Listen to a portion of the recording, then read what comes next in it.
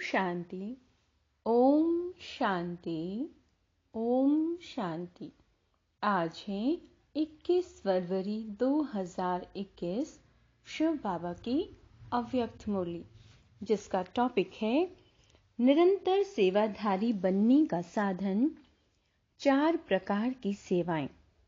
आज विश्व कल्याणकारी, विश्व सेवाधारी बाप अपने विश्व सेवाधारी सहयोगी सर्व बच्चों को देख रहे थे कि हर एक बच्चा निरंतर सहज योगी के साथ साथ निरंतर सेवाधारी कहां तक बने हैं, क्योंकि याद और सेवा दोनों का बैलेंस सदा ब्राह्मण जीवन में बाप दादा और सर्वश्रेष्ठ ब्राह्मण आत्माओं द्वारा ब्लेसिंग का पात्र बनाता है।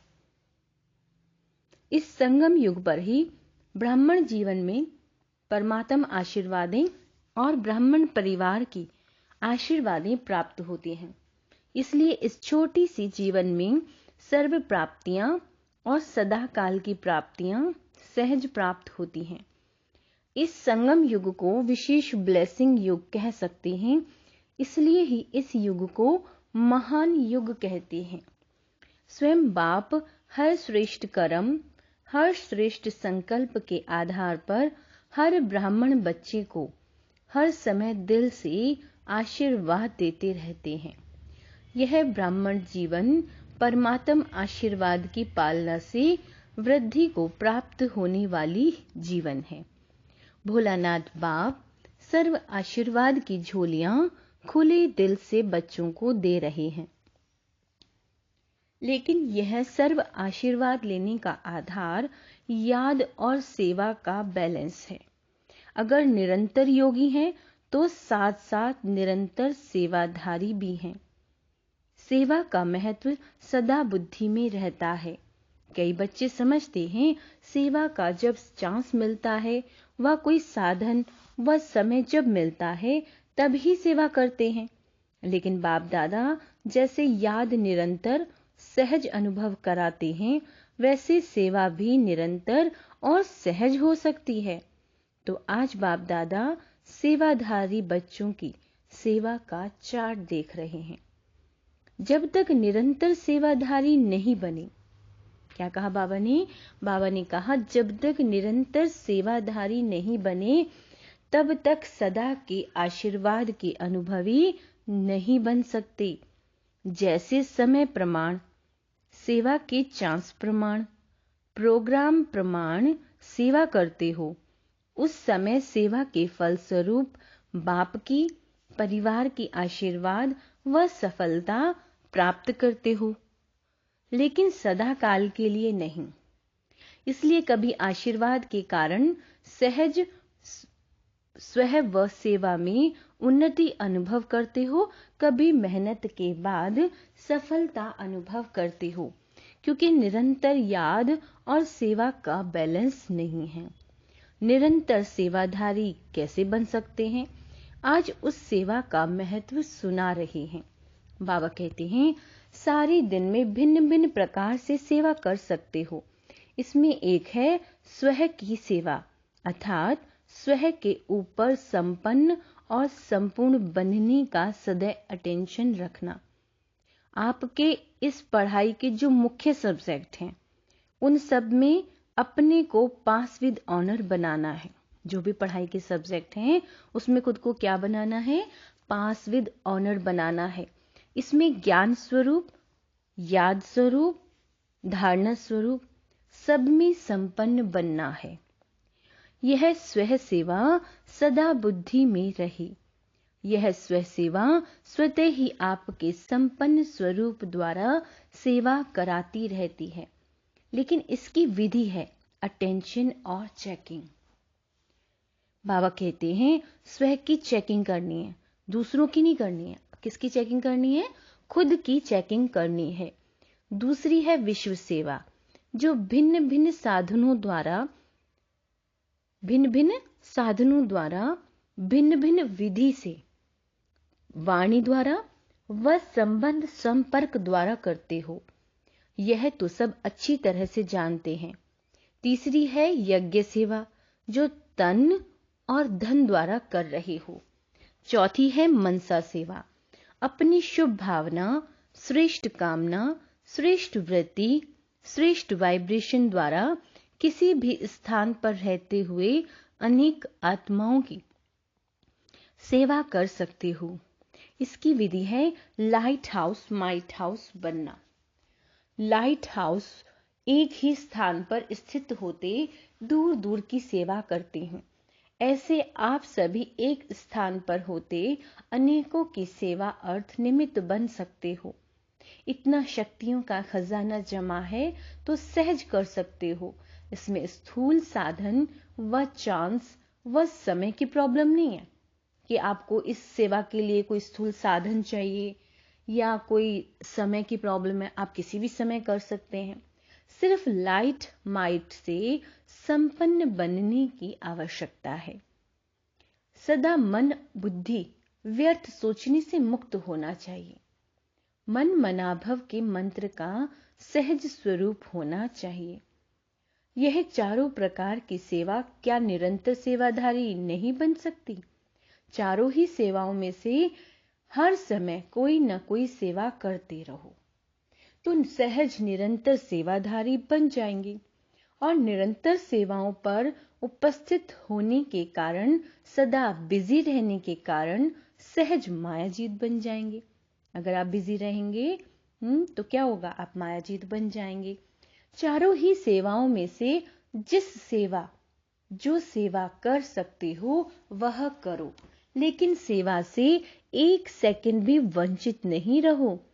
24 घंटा सेवाधारी बनना है। 8 घंटे के योगी व सेवाधारी नहीं, लेकिन निरंतर सेवाधारी। बाबा कहते हैं सहज है ना, और नहीं तो सेवा स्वयं की सेवा तो अच्छी है। जिस समय जो चांस मिले वह सेवा कर सकते हो। कई बच्चे शरीर के कारण व समय न मिलने के कारण समझते हैं हम तो सेवा नहीं कर सकते। लेकिन अगर 4 ही सेवाओं में से कोई भी सेवा में विधि पूर्वक बिजी रहते हो, बाबा कहते हैं तो सेवा की सब्जेक्ट में मार्क्स जमा होती जाती हैं और यह मिले हुए नंबर फाइनल में रिजल्ट में जमा हो जाएंगे। जैसे वाणी द्वारा सेवा करने वालों के मार्क्स जमा होते हैं, वैसे यज्ञ सेवा व स्वयं की सेवा व मनसा सेवा, इनका भी इतना ही महत्व है। इसके भी इतने नंबर जमा होंगे।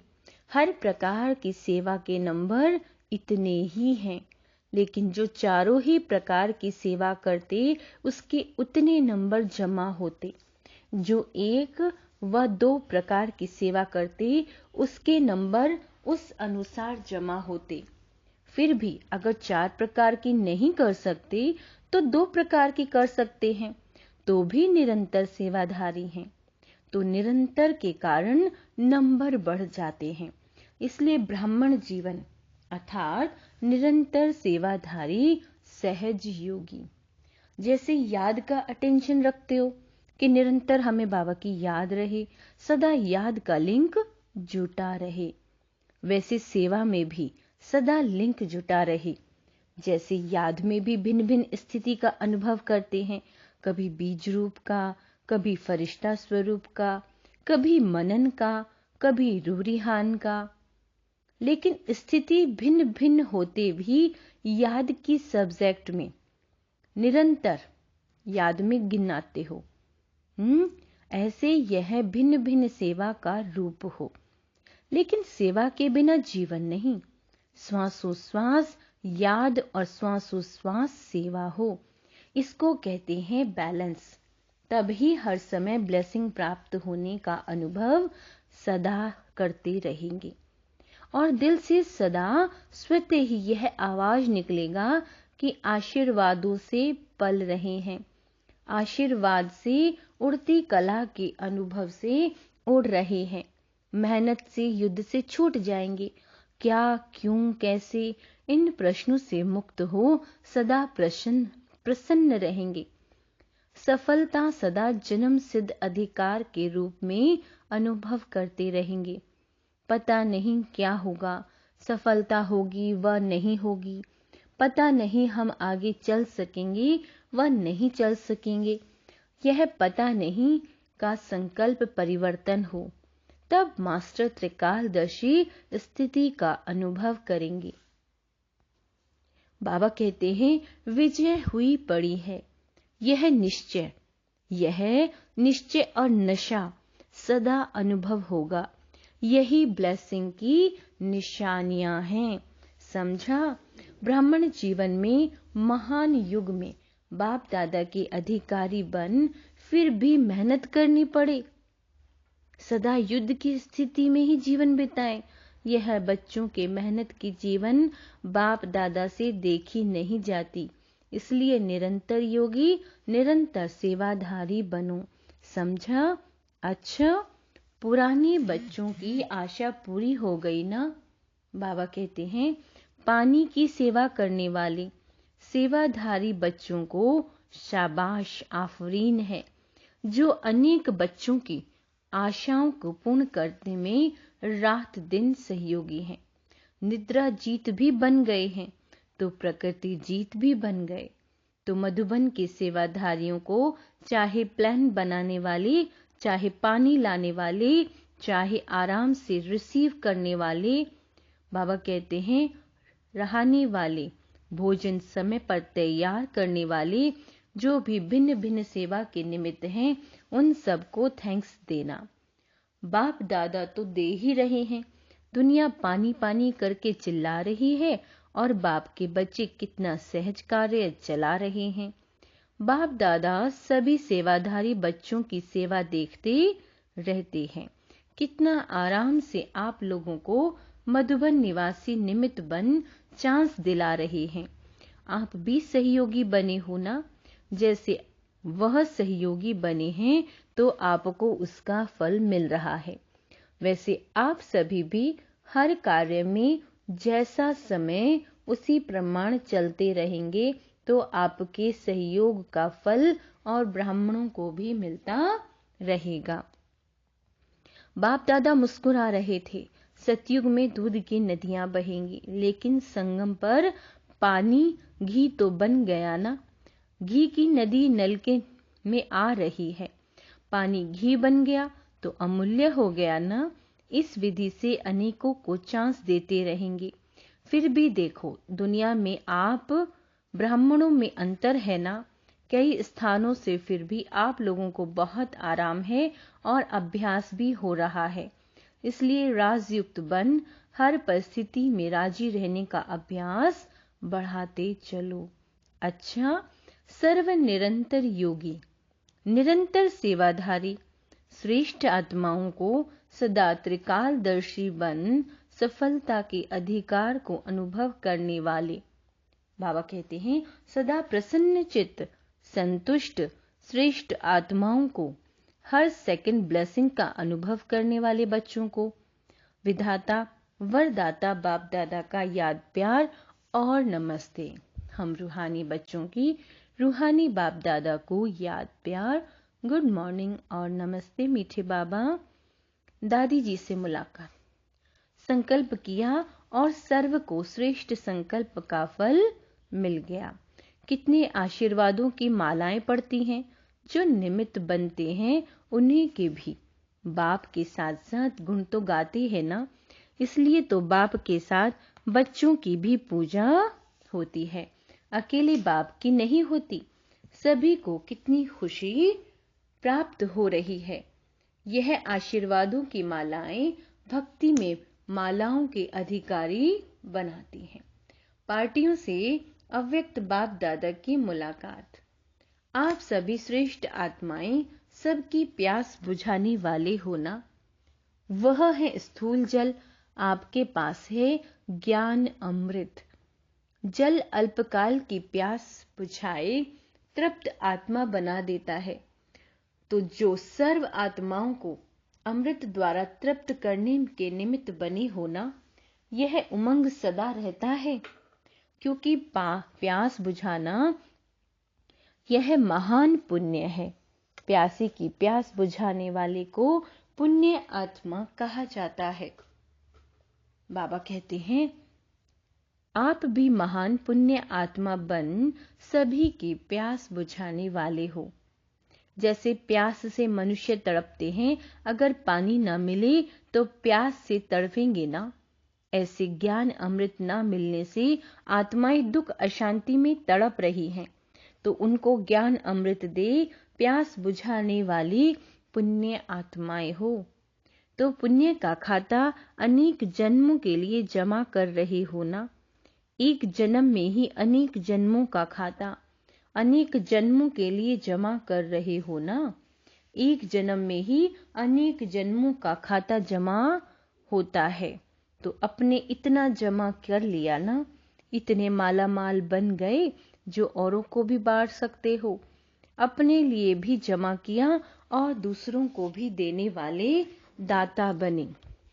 तो सदा यह चेक करो कि सारे दिन में पुण्य आत्मा बनी, पुण्य का कार्य किया या सिर्फ अपने लिए ही खाया पिया, मौज किया। बाबा कहते हैं, जमा करने वाले को समझदार कहा जाता है। जो कमाए और खाए उसको समझदार नहीं कहेंगे। जैसे भोजन खाने के लिए फुर्सत निकालते हो क्योंकि आवश्यक है, ऐसे यह पुण्य का कार्य करना भी आवश्यक है। तो सदा ही पुण्य आत्मा हो, कभी कभी की नहीं। चांस मिले तो करे, नहीं चांस लेना है।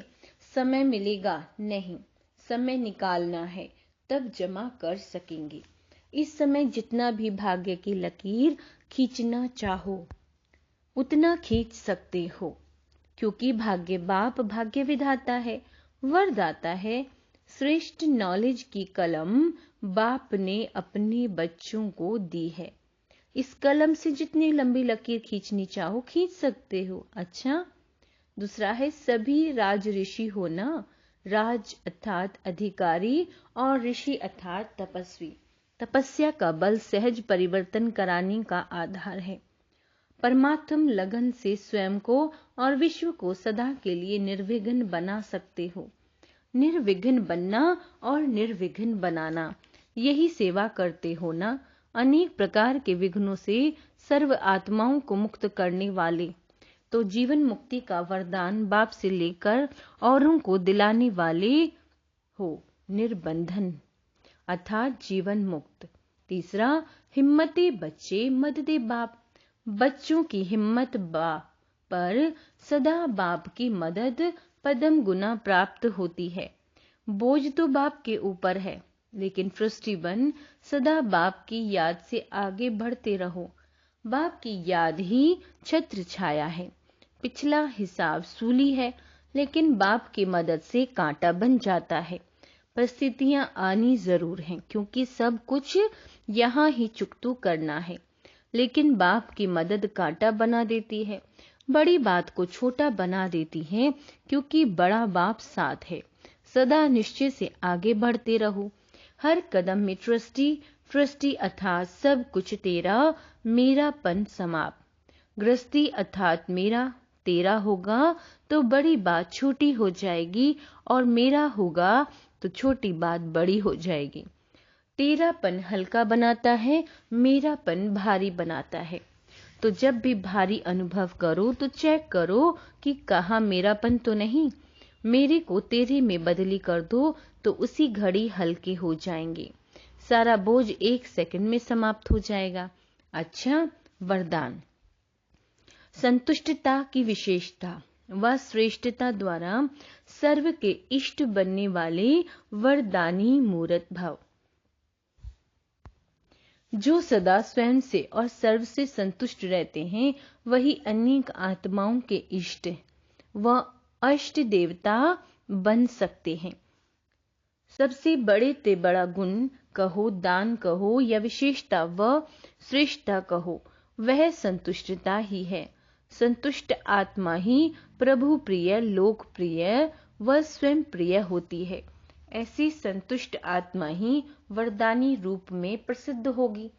अभी अंत के समय में महादानी से भी ज्यादा वरदानी रूप द्वारा सेवा होगी।